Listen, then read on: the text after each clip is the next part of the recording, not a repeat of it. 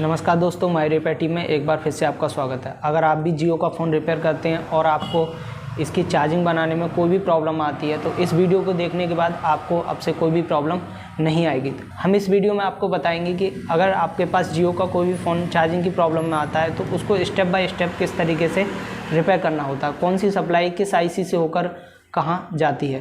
तो चलिए वीडियो को शुरू करते हैं। तो जैसा कि आप देख पा रहे हैं हमारे पास जियो का F220B का एक मदरबोर्ड है। तो सबसे पहले हम आपको स्कीमेटिक डायग्राम से समझाते हैं, फिर हम आपको बोर्ड के ज़रिए से समझाएंगे। तो चलिए सबसे पहले स्कीमेटिक डायग्राम से चार्जिंग वे को समझते हैं। तो जैसा कि आप देख पा रहे हैं ये चार्जिंग कनेक्टर होता है हमारा। तो इस चार्जिंग कनेक्टर में 1 2 3 4 5 पिन होती हैं टोटल। तो सबसे पहली पिन जो होती है हमारी वो VCC की पिन होती है, और नंबर 2 पे हमारा DM यानी डाटा माइनस होता है, और नंबर 3 पे हमारा DP यानी डाटा प्लस होता है, और नंबर 4 पे जो हमारे ID लाइन होती है जो कि सीधी CPU के लिए जाती है, और नंबर 5 पे हमारा GND यानी ग्राउंड का पिन होता है। जब इसमें हम चार्जिंग इंसर्ट करते हैं तो इसकी VCC वाली पिन पर 5 वोल्टेज की सप्लाई यहाँ पर मिलेगी। तो यहाँ पर आपको 5 वोल्टेज की सप्लाई मिलेगी। ये 5 वोल्टेज की सप्लाई एक डायोड से होती हुई सीधी हमारी जो कॉइल है इस कॉइल पे जाएगी। इस कॉइल को हम आपको मदरबोर्ड में भी दिखाएंगे। उसके बाद ये कैपेसिटर लगा हुआ है, इस कैपेसिटर पे जाएगी। कैपेसिटर उस सप्लाई को फ़िल्टर करेगा और रिटर्न आगे इस IC में जाएगी। इस IC का नाम है OVP यानी ओवर वोल्टेज प्रोटेक्शन IC है ये। तो ये IC का काम सिर्फ इतना है, ये 5 वोल्टेज लेगी और 5 वोल्टेज को इस कैपेसिटर के ज़रिए यहाँ 2 नंबर पिन से आउट कर देगी। जब यहाँ से ये 5 वोल्टेज की सप्लाई आउट होती है, यहाँ से 5 वोल्ट आउट होते हैं, और यहाँ से ये 5 वोल्टेज की सप्लाई आउट होके एक कैपेसिटर से फ़िल्टर होती हुई दूसरा कैपेसिटर हमारा ये लगा हुआ है, और ये सप्लाई चली जाती है हमारी DC to DC IC यानी पावर IC के अंदर। इस पावर IC के अंदर जब ये सप्लाई इन होती है इस IC से आउट होके इस कैपेसिटर पे जाता है। इसके सपोर्टिंग में एक कैपेसिटर भी लगा हुआ है। इस कैपेसिटर से जब ये वोल्टेज आउट होते हैं तो एक कैपेसिटर और नीचे की तरफ लगा हुआ होता है, उसके बराबर में एक डायोड लगा रहता है, उसके बराबर में एक कैपेसिटर लगा रहता है, उसके बराबर में एक और डायोड लगा रहता है। इस फाइनल डायोड से ये सप्लाई हमारी आ जाती है बैटरी कनेक्टर पर। ये सप्लाई हमारी यहाँ बैटरी कनेक्टर के प्लस पॉइंट पे आएगी।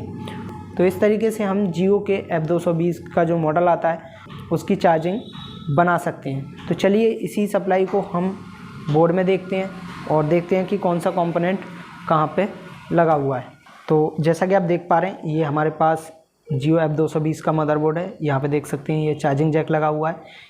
इसकी एक पिन पे 5 वोल्टेज की सप्लाई आउट होगी, और ये सप्लाई जैसा हमने आपको स्कीमेटिक डायग्राम में बताया था ये डायोड लगा हुआ है, इस डायोड पे जाएगी। इस डायोड से होती हुई यहाँ पे आप देख सकते हैं आगे एक कॉइल दी गई है।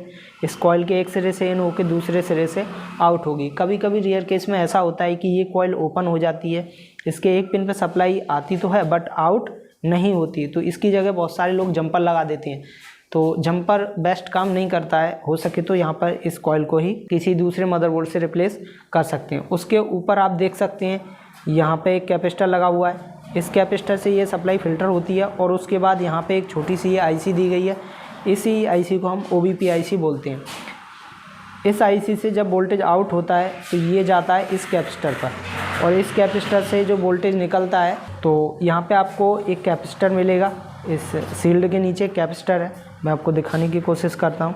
तो यहाँ पे आप देख सकते हैं ये कैपेसिटर है, इस कैपेसिटर पे ये सप्लाई आएगी। उसके बाद ये सप्लाई इस DC to DC यानी पावर IC के अंदर इन करती है, और आप देख सकते हैं इस पावर IC के ऊपर 1 और 2 कैपेसिटर लगे हुए हैं, जैसा कि हमने स्कीमेटिक डायग्राम में भी आपको बताया था।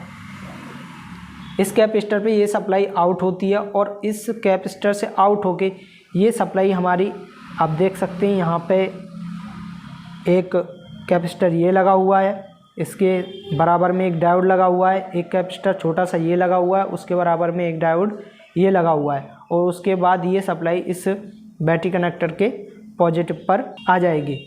और बैटरी कनेक्टर का दूसरा सिरा ये माइनस होता है, और बीच वाली पिन जो BSI की होती है जो कि सीधी CPU से जुड़ी हुई होती है।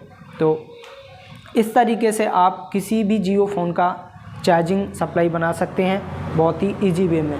अगर आपको वीडियो से थोड़ा सा भी हेल्प हुआ हो तो वीडियो को लाइक करें, हमारे चैनल को सब्सक्राइब करें। किसी भी टॉपिक पर वीडियो चाहते हैं तो नीचे कमेंट भी कर सकते हैं। वीडियो देखने के लिए धन्यवाद।